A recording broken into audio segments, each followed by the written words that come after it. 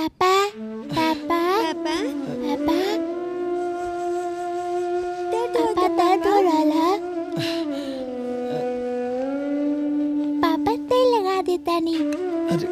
पापा दर्द हो रहा बा तेल लगा देता नहीं।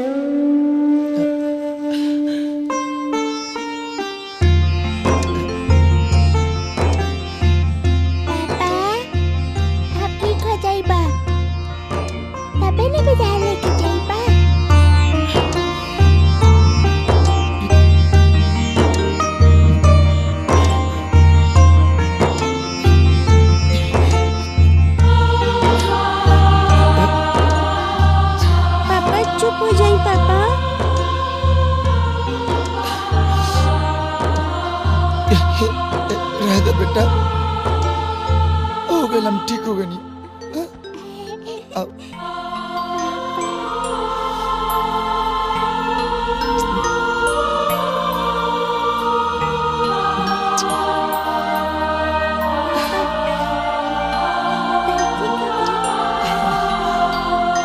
ये फिर से ओ वाह, एक बार और।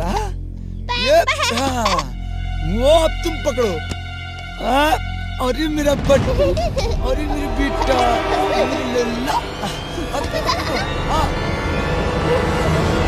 तुम भी आओ कुछ। आदरणीय पत्नी जी, तुम्हारा बिना बहुत तकलीफ से जीवन कटा था।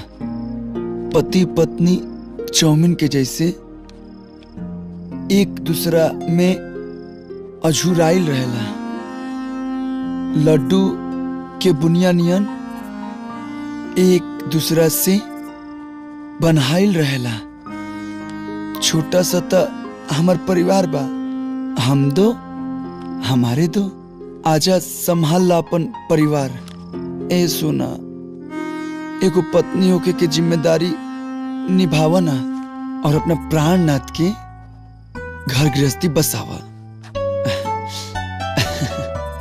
कम लिखा तानी, बेसी समझिया। तुहरा जवाब की बेसब्री से इंतजार रही। तुहार परमेश्वर मोनू।